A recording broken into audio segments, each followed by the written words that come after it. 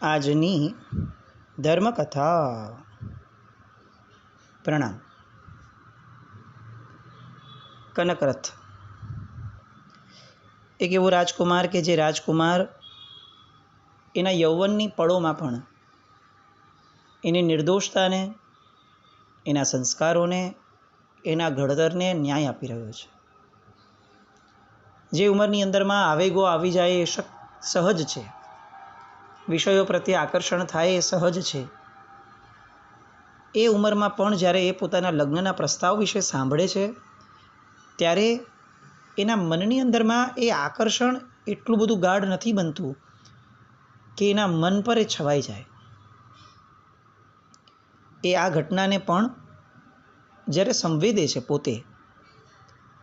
પોતે પ્રશ્ન કરે છે કે આવું કેમ થયું. જો સાહજિક રીતે મારે આ જીવન જેની સાથે રહેવાનું છે, જેની સાથે લગ્ન કરવાના છે, એ વ્યક્તિનું નામ સાંભળતા, એ વ્યક્તિની વાત આવતા મારા રૂવાડાની અંદરમાં કંઈક થવું જોઈએ અને મારું મન, મારું ચિત્ત એ એના પ્રત્યે સહજ આકર્ષિત થવું જોઈએ. એના રૂપ પ્રત્યે એવું નહીં, પણ સહજ આકર્ષણ. આપણા જીવનની અંદરમાં આવા કેટલાક સંબંધો આવે છે કે જે સંબંધો સહજ આકર્ષણવાળા હોય છે અને એ આકર્ષણ આત્માનું આત્મા પ્રત્યેનું હોય. આપણને એ સંવેદાતા નથી કારણ કે આપણે સાહજિક રીતે બહારનું જે વ્યક્તિત્વ દેખાય છે વ્યક્તિનું, એ વ્યક્તિત્વ સિવાયની એક પણ વસ્તુમાં આપણને સંવેદવામાં રસ જ નથી. ફોર એક્ઝામ્પલ, આજે કોઈનું લગ્ન કરવાનું હોય તો આપણી માટે જે રૂટ ક્રાઇટેરિયાઝ છે, એ ક્રાઇટેરિયાઝ પછી એમના માતા પિતા ગોતતા હોય કે વ્યક્તિ પોતે ગોતતું હોય, પણ એના આખા ક્રાઇટેરિયા જ એ છે કે છોકરો કેટલું કમાય છે અથવા છોકરી અત્યારે શું કરે છે, કેટલું ભણેલા છે, કયા કયા શોખ છે, શું રીતભાત છે, શું એક્સપેક્ટેશન છે, શું હોબીઝ છે. આ બધા જ પ્રશ્નોમાં આપણે એટલા બધા અટવાયેલા હોઈએ છીએ કે ક્યારે પણ એવું નથી વિચારતા કે શું આ બંનેઓની લેણાદેણી હશે. આપણને એમ થાય કે લેણાદેણી કઈ રીતે ખબર પડે, એ તો કંઈ જ્યોતિષનો વિષય છે ને, જ્યોતિષ પર તો કંઈ બધાને શ્રદ્ધા હોય એવું બને નહીં. તો કઈ રીતે સમજાય કે લેણાદેણી છે. એની માટે આ બધા ક્રાઇટેરિયાને થોડા શાંત કરી અને એ વ્યક્તિ વિશે જ્યારે બીજી વ્યક્તિ વિચારે અને જો એના મનમાં સહજ આકર્ષણ પ્રગટે, એના રૂપ માટે પણ નહીં, એના પૈસા માટે પણ નહીં, એના પ્રોફેશન માટે પણ નહીં, બહારથી જે દેખાય છે એવી એક પણ વસ્તુ માટે નહીં, અને તેમ છતાં એને જોઈ અને એક આકર્ષણ પ્રગટે, એક સહજ એના માટેની રુચિ પ્રગટે, તો સમજવું કે પૂર્વના સંબંધો લઈને આવેલા લેણાદેણીવાળા સંબંધો થવાના. પણ એની માટે આ બધી વસ્તુઓને પહેલાં શાંત કરવી પડે. આપણે સહજ રીતે એમ વિચારીએ કે પંખાની નીચે જ આપણે બેઠા છીએ અને કાગળો બહુ જ ઉડે છે, તો આપણે કાગળ ઉપર કેટલા વજન ગોઠવશું. આ પરિસ્થિતિનું કાયમી સોલ્યુશન, લોંગ ટર્મ સોલ્યુશન શું છે? પંખો બંધ કરી દેવો. તે જેવો પંખો બંધ કરીશું, કાગળો એની મેળે સ્થિર થઈ જશે. બસ એક્ઝેક્ટલી એવી રીતે આપણે જ્યારે આપણા વિચારોનો જે પંખો ચાલુ છે, ભૌતિકતાના વિચારોનો, એની આસપાસ વીંટળાયેલા વિચારોનો, એ પંખો જેવો બંધ કરી દઈએ છીએ, અંદરનું જે ચિત્ત છે એ સ્થિર થઈ અને આપણને એની પ્રતીતિ કરાવે છે. એને સંવેદના કહેવાય. કનકરથ જે છે એ રોજ રાત્રે સૂતા પહેલાં આવી સંવેદના લેતો હતો. આ એક આર્ય સંસ્કૃતિનો ક્રમ છે કે અહીંયા રહેનાર વ્યક્તિ, દરેક વ્યક્તિ સૂતા પહેલાં પોતાનો આખો દિવસ સંવેદી લે, વિચારે નહીં, સંવેદી લે. અને એ સંવેદતા એની લાગણીઓ પ્રગટે. પછી એ લાગણીઓ, એમાં ક્યાંય એનો પક્ષપાત ન હોય કે મેં આ ખોટું કર્યું હતું આ દિવસમાં ને મેં આ સાચું કર્યું હતું, કંઈ જ નહીં. મને એ સમયે શું લાગણી જન્મી હતી એ વિચારતો હોય. કનકરથે આ વિચાર્યું. એને પણ આશ્ચર્ય થયું, પણ ઠીક છે, એને પણ આ ઘટનાને વહેવા દીધી.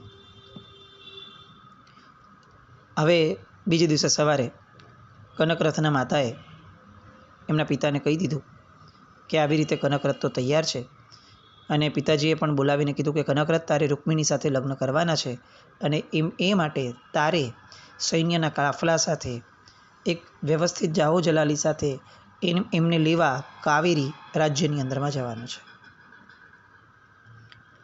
કનકરથે મૌન રહીને અનુમતિ પ્રગટ કરી, પણ એ ક્ષણે પણ એને અંદરમાં કોઈ હર્ષ ન થયો. એને લગ્નની કોઈ વાતે એને પુલકિત ન કર્યા.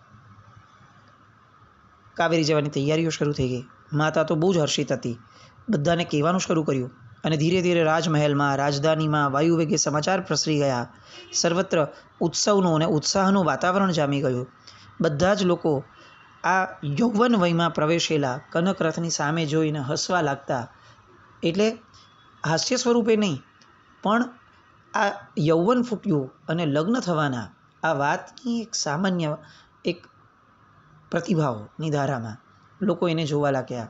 કનકરથને મન, કેટલીક શરમ, કેટલીક લાગણી, આ બધું ધીરે ધીરે ધીરે આગળ વધતું ગયું અને લોકો રૂક્મિણીના રૂપની પ્રશંસા કરવા લાગ્યા. કનકરથ આવે ત્યારે આજુબાજુ ઊભેલા લોકો એ જાણીને આ વાત કરે કે ઓહો, હવે તો આપણા રાજ્યમાં આવી રાણી આવવાની, આવા રૂપના અંબાર સમી આવી આવી આવી. આ બધું કનકરથ સાંભળે છે અને છતાં એ પોતે અનુભવે છે કે મને ખબર નહીં કેમ એ સંવેદના નથી અનુભવાતી. એને સ્પાર્ક કહેવાય, જે આપણા દરેકના જીવનમાં હોય ને હોય જ.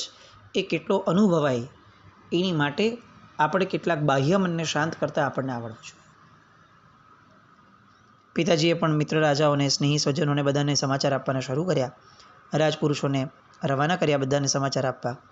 અને કાવેરી નરેશના રાજદૂતને સુવર્ણહારની ભેટ આપીને રવાના કરીને કીધું કે અમારે ત્યાંથી અમારા રાજકુમાર આ તારીખે આ દિવસે અહીંયાથી નીકળશે. રાજદૂત ખૂબ જ પ્રસન્ન થઈ અને વિદાય થયો. લગ્નની જાન માટેની ભવ્ય તૈયારીઓ થવા લાગી. જે મિત્રો હતા 5, એ બધા પણ પોતપોતાના રથો લઈને ત્યાં આવવા લાગ્યા. વિશાળ સેના તૈયાર થઈ ગઈ. વિવિધ વાજિંત્રોથી આખું નગર રણઝણી ઉઠ્યું. હસ્તી સેના, અશ્વસેના, પાયદળ બધું તૈયાર થવા લાગ્યું. મિત્રોએ કનકરથને શણગારવા માંડ્યો. બધા જ કનકરથને પ્રસન્ન કરવા માટે તત્પર હતા. કનકરથ પણ હસતો હતો, દરેક પ્રવૃત્તિમાં રસ લેતો હતો, મિત્રોની સાથે મસ્તી પણ કરતો હતો, પણ એના અંતઃકરણમાં અકારણ હર્ષની હેલી ચડતી ન હતી. આપણે આપણા જીવનમાં આ ખરેખર લાવવા જેવું છે. આપણો પોતીકો પ્રસંગ, આપણી પોતીકી વિચારધારા, આપણું પોતાનું ચિંતન, આપણો પોતાનો હર્ષ, આ બધું આપણે ભૂલી ગયા છે. સોશિયલ મીડિયા ગણો, ટીવી મોબાઈલ ગણો, લોકો સાથેનો દંભભર્યું આપણું જીવન ગણો, દંભ સિવાયની આપણી એક પળ નથી હોતી. આપણે આપણી રિયલ સેન્સ, રિયલ જાત જે છે એ આપણે લોકો સુધી પહોંચવા જ નથી દેવી. એ સ્ટ્રેસમાં ને સ્ટ્રેસમાં આપણે ક્યારેય પોતાને ન્યાય નથી આપી શક્યા અને એના કારણે સમય જતાં લાંબા ગાળે ડિપ્રેશન, ફ્રસ્ટ્રેશન, ઝઘડાઓ, સંઘર્ષો, આ બધું બહુ સાહજિક બની ગયું. લોકો એવું કહે છે કે આપણી લાઈફસ્ટાઈલમાં, ખાવા પીવામાં ને બધામાં ફરક પડી ગયો હશે. છે જ, ચોક્કસ છે. પણ જે સૌથી મુખ્ય ફરક છે એ આ છે કે આપણી આર્ય પદ્ધતિમાં, ગામડાઓમાં આપણે જે રીતે જીવન જીવતા હતા એમાં દંભ અને સ્ટ્રેસ ઓછો હતો. આજે આપણા જીવનની અંદરમાં દંભ અને સ્ટ્રેસ વધી ગયા અને મહદઅંશે દરેક રોગનું મૂળ કારણ ખોરાક નથી હોતો, મન હોય છે. પેટ અને મન, આ બે સૌથી મુખ્ય કારણ. એમાં મનની અસર પેટ ઉપર હોય છે. આ બધી અરસપરસ પારસ્પરિક રીતે જોડાયેલી વસ્તુઓ, સંલગ્ન વસ્તુઓ છે. પણ આ મેટર આપણે સિરિયસ નોટ ઉપર એ લેવી જોઈએ, આપણે આપણું પોતીકું જીવન આખા દિવસમાં કેટલું જીવીએ છીએ એ જોતા રહેવું જોઈએ.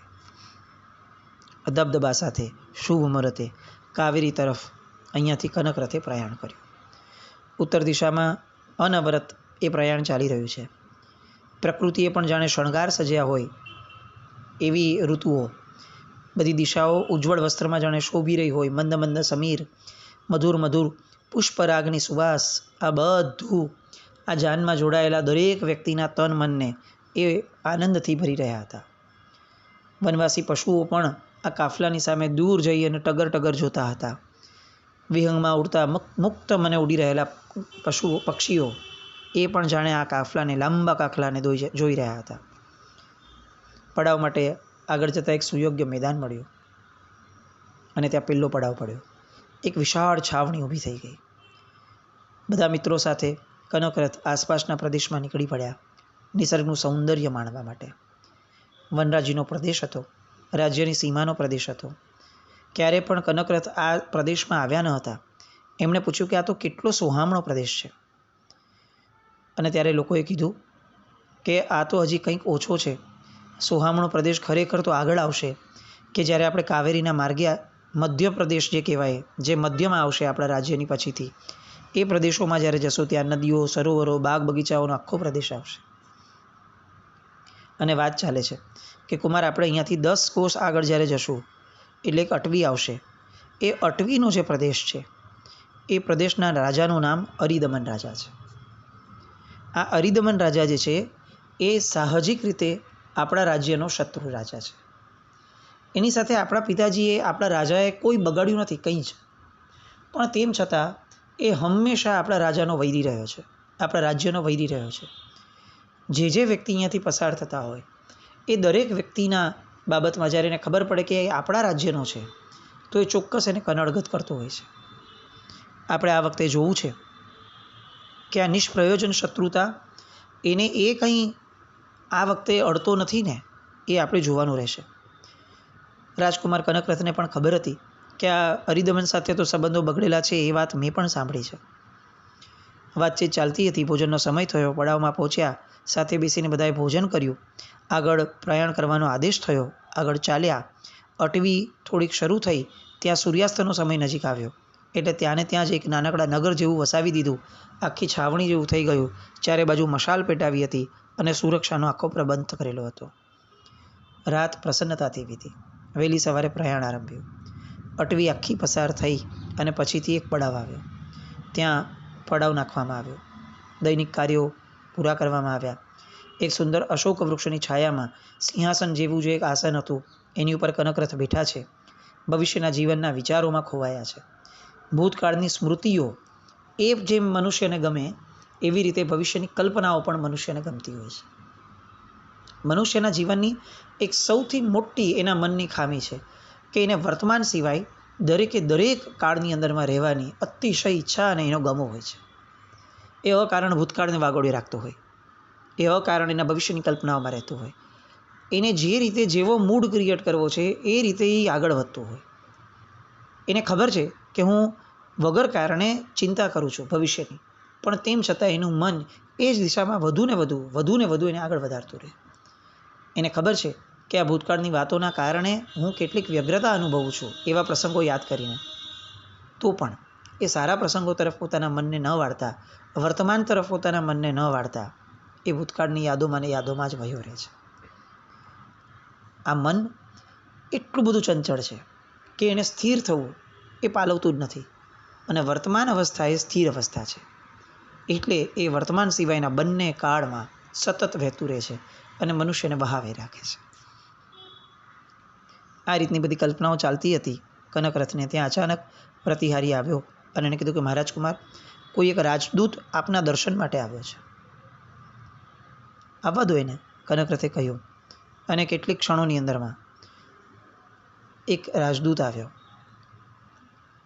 નમનનો એક જે શિષ્ટાચાર હોય શરૂઆતનો, રાજકુમાર સાથે વાત કરે છે, એ શિષ્ટાચાર વિના ઉદ્દંડપણે એ બોલ્યો કે રાજકુમાર, હું મહારાજા અરિદમનનો દૂત છું અને મહારાજાએ તમને કહેવડાવ્યું છે કે અમારા પ્રદેશમાં પ્રવેશીને તમે તમારા મોતને નોતર્યું છે. જો તમારે યુદ્ધ કરવું હોય તો જ આગળ વધજો, નહીં તો તમારા રાજ્યમાં પાછા ફરી જજો. જો તમે પાછા ફરશો તો હું તમને જીવતો જવા દઈશ, પણ જો તમે જરાય આગળ વધ્યા તો અમારા રાજાએ તમને કહ્યું છે કે એ તમને જીવતા નહીં રહેવા દે. અને કનકરથ, ક્ષત્રિયનું લોહી એકદમ ઉકળી પડે છે અને તરત પૂછે છે કે જો આ સંદેશો ખરેખર મહારાજા અરિદમનનો હોય તો તમે સબ સાંભળીને વાત કરી સમજી લેજો કે હું કનકરથ તમારા રાજાને સંદેશો મોકલાવું છું કે હું સ્વયં એના વધ કરવા માટે જ અહીં આવ્યો છું. હું યુદ્ધપ્રિય છું, યુદ્ધ માટે સજ્જ થઈને બેઠો છું. જા કહી દેજે તારા રાજાને કે મારા શરણે આવે અથવા મૃત્યુ માટે તૈયાર થઈ જાય. કેવા પરિવર્તનો! કેટલીક ક્ષણ પહેલાં આ જ રાજકુમાર કેવા વિચારોમાં હાલતો હતો, અને અચાનક આ વ્યગ્રતા, આ આવેગ, આવેશ એ કેટલું છવાઈ ગયું. પેલા દૂતને બહાર કાઢી મૂક્યો. જે શિષ્ટાચાર વગર એ આવ્યો હતો એ જ શિષ્ટાચારની જરા પણ ચિંતા કર્યા વિના એને કાઢી મુકાયો. પેલો દૂત ત્યાંથી ચાલ્યો ગયો, અને કનકરથ એ સમયે તો છાવણીમાં એકલા હતા, એટલે બધા મિત્રો વગેરેને, સેનાપતિ વગેરેને બધાને બોલાવ્યા અને કહ્યું કે અરિદમને આવી રીતે મને સંદેશો આપ્યો હતો. બધાએ કીધું કે અમારી તો ધારણા હતી જ. અને ત્યારે કુમારે કહ્યું કે મેં એમને આ રીતે જવાબ આપ્યો છે. સેનાપતિએ કહ્યું કે મહારાજ કુમાર, કોઈ ચિંતા નથી, આપણી પાસે પૂરતી સેના છે. આપણા મહારાજાને આવા ઉપદ્રવની આશંકા હતી જ, એટલે બહુ જ ચુનંદી સેના એ આપણી સાથે મોકલી છે. અમે બધા તૈયાર છીએ. હું જઈ અને સેનાને યુદ્ધ માટે તૈયાર થવા માટે આજ્ઞા આપું છું. કનકરથ એને કહે છે કે સેનાને તૈયાર કરો એની ના નથી, પણ અરિદમનનો દૂત પહોંચે અને અરિદમન તૈયારીઓ શરૂ કરે એ પૂર્વે આપણે એની પર તૂટી પડવું છે. એને તૈયારીઓ માટેનો સમય નથી આપવો. રાજનીતિ, યુદ્ધ નીતિ એવું કહે છે કે જો ખરેખર યુદ્ધ કરવાનું જ છે તો એ તાત્કાલિક થવું જોઈએ અને સફાઈઓ કરવા માટે જ થવું જોઈએ. પછી અધકચરી વાત ન હોવી જોઈએ. અને વહેલામાં વહેલી તકે જો થઈ શકે તો કાલને કાલ આપણે એમની પર ચડાઈ કરી લેવી છે. સેનાપતિ સહમત થયા, અને કનકરથે પણ વિલંબ વિના કવચ ધારણ કરી લીધું, શસ્ત્રો સજી લીધા, મિત્રો પણ શસ્ત્ર સજ્જ થઈ ગયા. બધાને એવી ધારણા હતી જ કે અરિદમન કેટલીક તૈયારીઓ સાથે જ બેઠો હશે, આસપાસના નજીકના પ્રદેશમાં જ હશે. બહાર નીકળ્યા અને પોતાના મગજને કામ કરાવવાનું શરૂ કર્યું. બહુ દૂરના એક દિશાની અંદરમાં ધૂળની કેટલીક ડમરીઓ ઉડતી દેખાઈ આકાશમાં, અને ખ્યાલ આવી ગયો કે અરિદમન એ જ દિશાથી આવી રહ્યો હશે. તરત જ અશ્વને પલાણ્યો, અશ્વરૂઢ બની અને મિત્રો સાથે, કેટલીક નાનકડી સેના સાથે એ જ ક્ષણે કનકરથ એ દિશામાં આગળ નીકળ્યો. પાછળથી સૈન્ય તૈયાર થયું અને સૈન્ય આવ્યું. બંને સૈન્યો ભટકાયા. ખૂંખાર જંગ જામ્યો. જાણે સૈન્યને ભાવતું ભોજન મળ્યું હોય બંને સૈન્યોને, એ રીતે બંને યુદ્ધની અંદરમાં બંને સૈન્યો ટકરાયા. આ લોકોનું કામ જ છે યુદ્ધ કરવું, કારણ કે સૈનિકો છે, એની નોકરી જ આ છે. હવે જ્યાં સુધી યુદ્ધ માટેની ખરેખર તકો ન મળે ત્યાં સુધી એ લોકોએ જે રુચિ સાથે આ વ્યવસાયને સ્વીકાર્યો હતો એ રુચિ સંતોષાય કઈ રીતે? આપણને એવું લાગે કે કોઈને ભય નહીં લાગતો હોય, મરી જવાનો, આનો તેનો, ઘવાઈ જવાનો, શું થશે, આ પગ કપાઈ ગયા, હાથ કપાઈ ગયા તો શું થશે? પણ એને એવું ન હોય, એ સૈન્યને એવું ન હોય, કારણ કે એ એનું પ્રોફેશન છે. આ જીવની એક માનસિકતા છે. એ એકવાર જેને સ્વીકારી લે પછી એનો ભય, પછી એની ચિંતા, એની રૂપરેખા એ જેટલી બીજાને ભયજનક લાગે એટલી એને ક્યારેય ન લાગે. મનથી સ્વીકારવા માત્રથી બધા જ ભયો નીકળી જતા હોય છે. પછી કોઈ પણ ક્ષેત્ર હોય. આ આખું મનોવિજ્ઞાન છે કે જીવન આખું ને આખું એક અપેક્ષાએ કહીએ તો મનથી જ જીવાય છે. બહારની પરિસ્થિતિઓ, એની અસર જો મને લેવી હોય તો જ મન લે છે, બાકી લેતું જ નથી.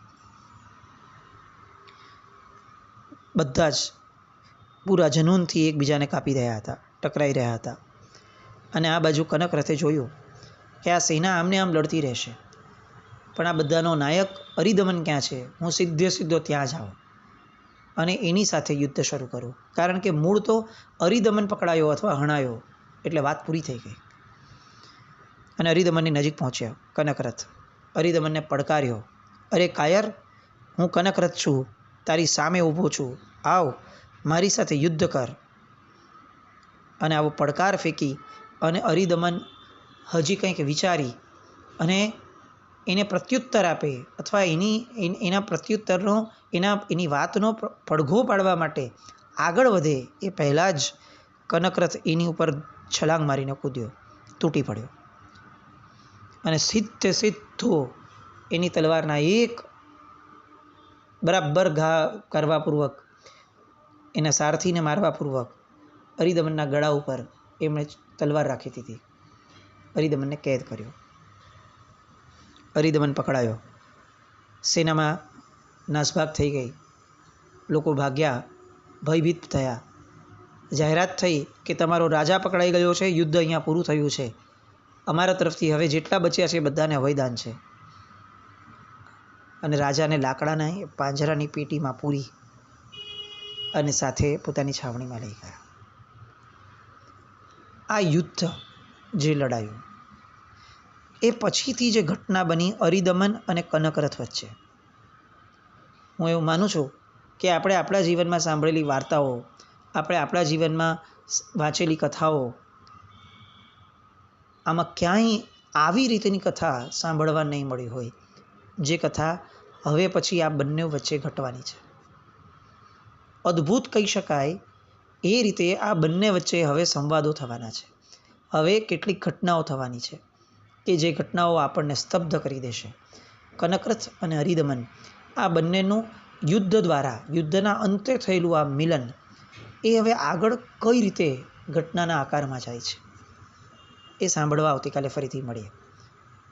પણ કનકરથની આ મર્દાનગી, કનકરથનું આ શૌર્ય એ આજની આપણી યુવા પેઢીમાં એ ભાવરૂપે પણ પ્રગટે. એને એના શત્રુઓ ખરેખર ખબર પડે કે મારા શત્રુઓ જે મને પરાધીનતા ઊભી કરાવે છે એ બધા છે. અને આ બધી જ વસ્તુઓના કારણે એનું વીર્ય, એની ખુમારી એ શૌર્યથી છલકાય. અને ખુમારીવંત પ્રજા જે આર્ય દેશની હોય એવી ખુમારીવંત પ્રજા આપણા દેશના યુવાધનમાં જોવા મળે, એવું કંઈક થાય એવી શુભ મંગલ કામના સાથે જીના જ્ઞાન પણ બોલાય તો મિચ્છામિ દુક્કડમ. જૈનમ જય અતિશાસ.